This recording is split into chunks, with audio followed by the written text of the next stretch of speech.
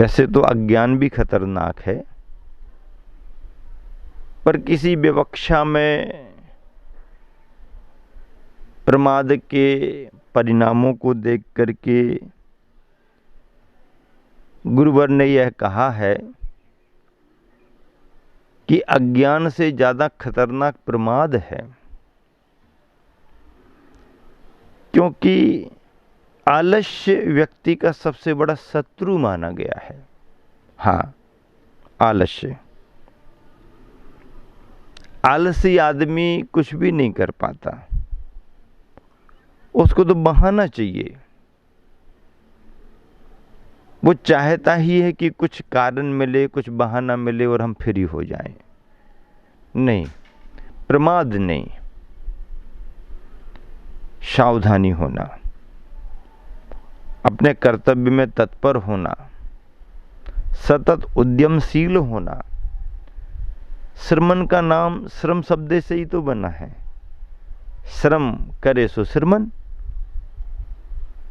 कौन सा श्रम करते हैं?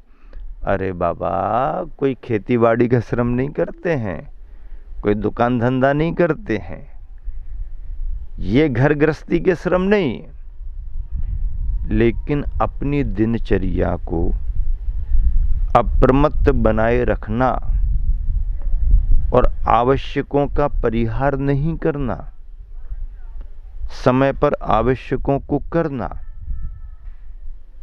सतत सावधानी रखना, इसमें बड़ा श्रम होता है। और शरीर का श्रम तो जितना हो सो हो, चर्या को साधने में, परिणामों को संभालने में, स्वाध्याय करने में, तत्व का मनन चिंतन करने में मानसिक श्रम भी अत्यधिक होता है। ऐसा मानसिक श्रम कभी कभी शरीर से बहुत ज्यादा काम नहीं होता है, वैचारिक परिश्रम बहुत हो जाता है। तो उद्यमशील होना चाहिए, उद्यमशील होना चाहिए। विद्यार्थी के 5 लक्षणों में नीतिकारों ने बड़ी अच्छी बात लिखी। विद्यार्थी कैसा हो?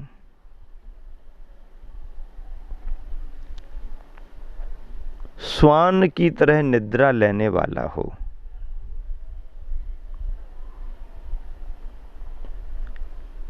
अल्पाहारी अल्प विहारी होना चाहिए,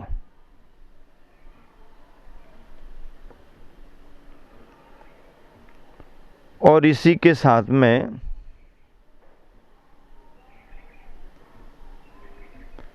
पुरुषार्थ प्रधान उसकी दिनचर्या होना चाहिए। अल्पाहारी विहारी च विद्यार्थी पंचलक्षणः। स्वान निद्रा कहा। स्वान निद्रा का मतलब क्या है? नींद तो लेता है, पर जरा सी आहट में नींद खुल जाती है।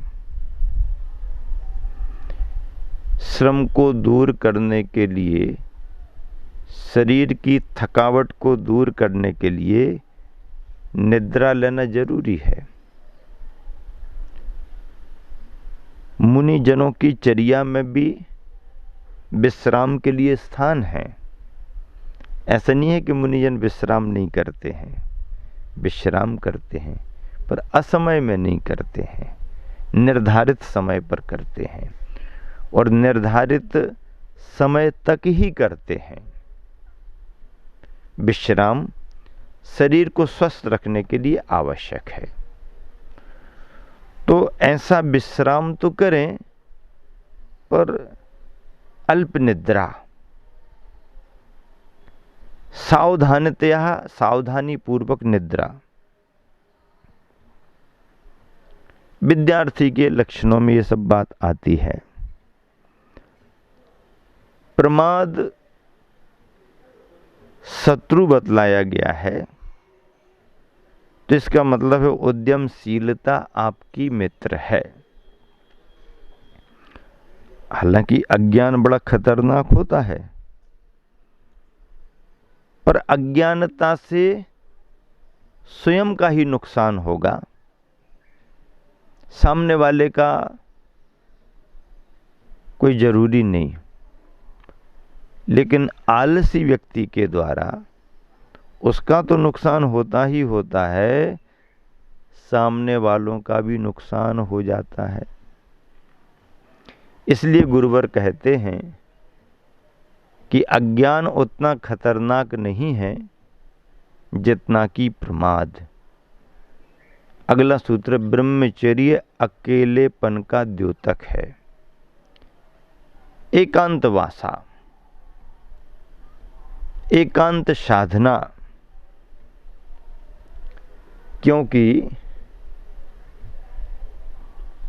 एकांतवास के बगैर इस व्रत की साधना हो नहीं सकती है। कोई स्वाध्याय कराने वाला मिल गया, कोई मार्गदर्शन देने वाला मिल गया, तो स्वयमेव दिनचर्या बन जाती है।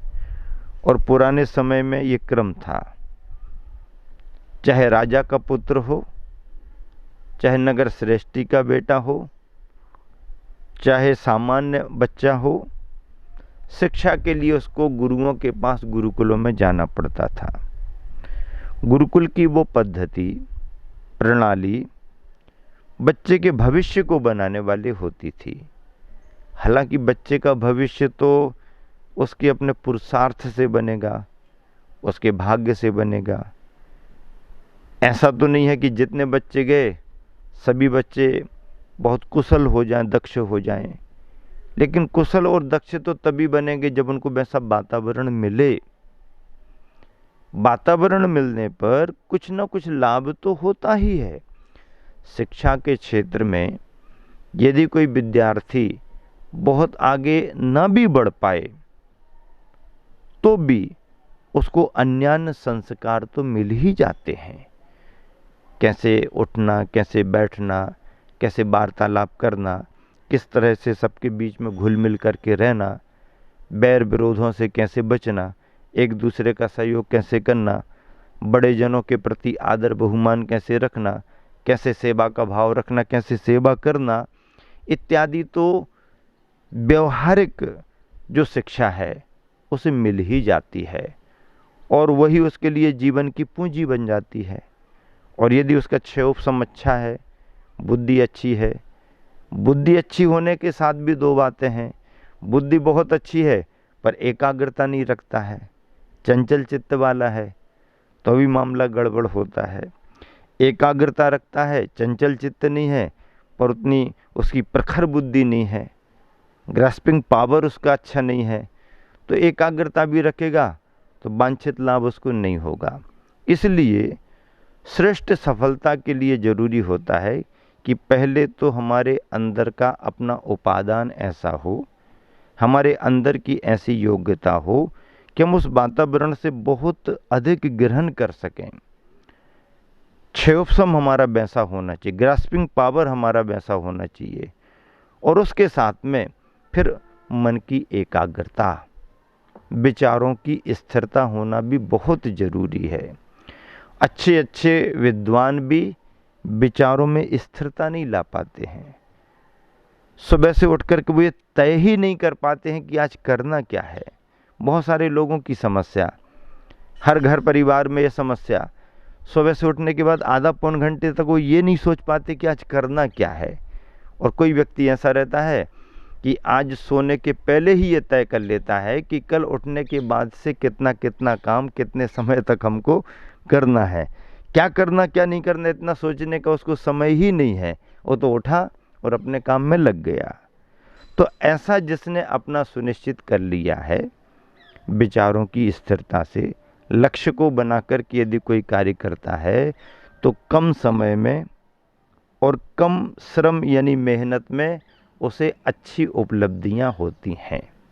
मैंने अपने गुरुवर को देखा, आचार्य श्री के चरणों में अच्छा खासा अनुभव मिला, आचार्य श्री की दिनचर्या को देखा, आचार्य श्री के निकट रह करके खूब सीखा, खूब समझा।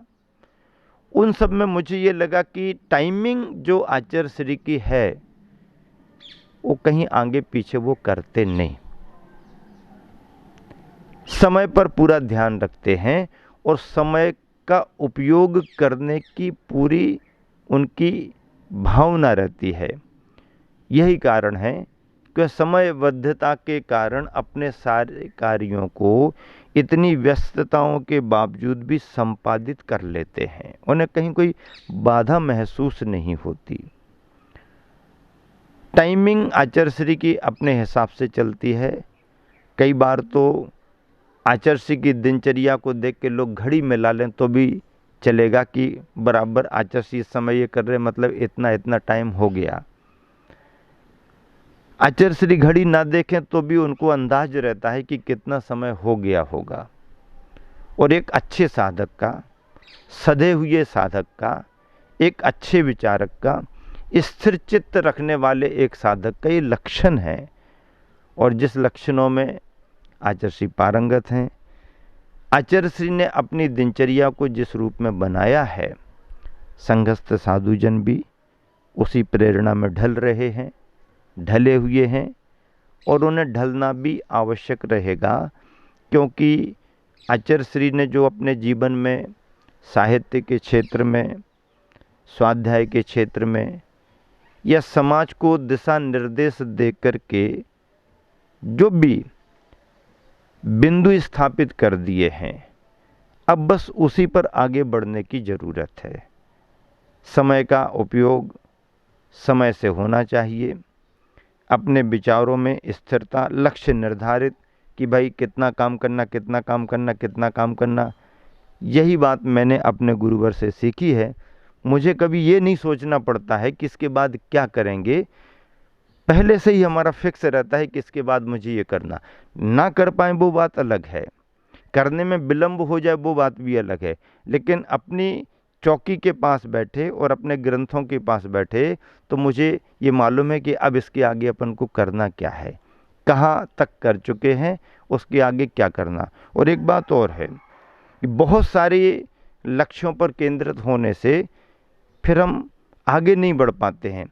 सीमित लक्ष्य बनाओ, एक फाइल हाथ में लो और जब तक वो कंप्लीट ना हो जाए आप उसको छोड़ो ही नहीं। आपकी फाइल कंप्लीट हो जाएगी, पर आपको संतुष्टि होना चाहिए।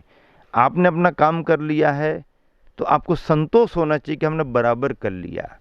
और यदि आप काम करते रहे और स्वयं सेटिस्फाई नहीं हो, आपको स्वयं संतोष नहीं है, तो फिर आपके कार्य से संतोष कोई दिलाएगा नहीं। इसलिए अपना कार्य करें, अपनी समझ से करें, समय से करें। जो कार्य हाथ में लिया है उसके लिए लक्ष्य बना करके एक एक स्टेप आगे बढ़ करके उसे संपन्न करें। तो मैं समझता हूँ कम समय में काम अधिक हो जाता है और यहाँ वहाँ सोचने की गुंजाइश रहती नहीं है। कार्यकर्ता यहाँ पर खड़े हैं, ट्रस्ट कमेटी के अध्यक्ष महोदय बसंत जी हैं, उनके सामने कुछ ऐसे विचार निकल गए कि हो सकता उनको अपने कार्यकाल में ये बिंदु बहुत सहयोगी बन जाएं। भविभागन बच जोगे बसाए, मैं तो अपना सुना रहा हूँ, लेकिन समय पर आए हुए हैं और उन्होंने सुन लिया तो सुनाने के लिए ही तो सुना रहा हूँ ना। उस समय पर कब कौन सुनेगा, जो जिस समय उपस्थित हो गया। एक अच्छे कार्यकर्ता के लिए समयबद्धता से एक निर्धारित लक्ष्य बना करके एक मास्टर प्लान के तहत काम करना चाहिए।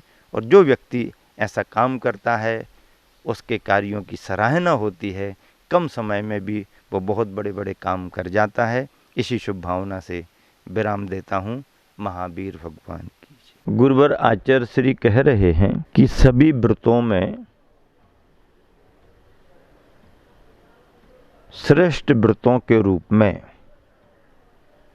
ब्रह्मचर्य का अपना स्थान है। और इस ब्रह्मचर्य के लिए गुरुवर आचार्य श्री ने कहा कि ब्रह्मचर्य अकेलेपन का द्योतक है।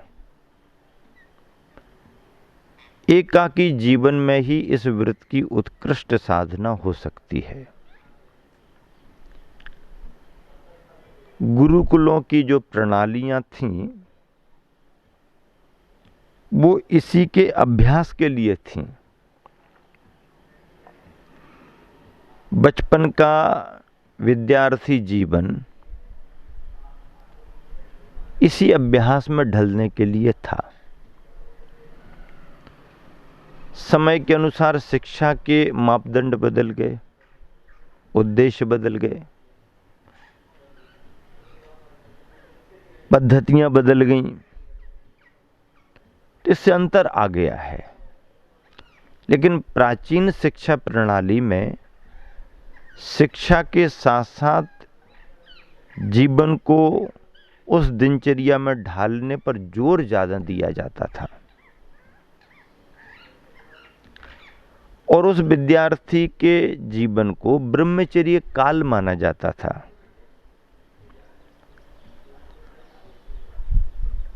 गुरुवर आचार्य श्री उन्हीं बिंदुओं को आगे बढ़ा के कह रहे हैं, ब्रह्मचर्य का अर्थ भोग से निवृत्ति नहीं, वरन भोग के साथ एकीकरण और योग से निवृत्ति, रोग से निवृत्ति है। ब्रह्मचर्य का अर्थ भोग से निवृत्ति नहीं, वरन भोग के साथ एकीकरण और रोग से निवृत्ति है। सही अर्थों में ब्रह्मचर्य का अर्थ है चेतन का भोग। ये परिभाषा उत्कृष्टतम है जो उच्च स्तरीय साधकों के लिए चेतन आत्मा के भोग के रूप में कही गई है। उपसर्ग और परिसह भेद विज्ञान की कसौटी हैं। उपसर्ग और परिसह भेद विज्ञान की कसौटी माने गए हैं। भेद विज्ञान तो उपसर्ग और परिसहों से ही मालूम चलेगा। अब जिसने किसी तरह की तकलीफें सही नहीं, किसी तरह के कष्टों से जो गुजरा नहीं, परिसहों की कोई बात ही नहीं है, तो फिर वो भेद विज्ञान की बात क्या करेगा। प्रतिकूलताएं आए, उपसर्ग परिसय हों और फिर शरीर और अपनी आत्मा का भेद विज्ञान तुम्हारे मन में दृढ़ता से बना रहे, तब बात बनती है। सावधानी के साथ किया गया थोड़ा सा भी कार्य अच्छा होता है। सावधानी के साथ किया गया थोड़ा सा भी कार्य अच्छा होता है। जो कोई भी कार्य साधना हो वह अहिंसा मूलक हो, राग द्वेष को कम करते हुए हो,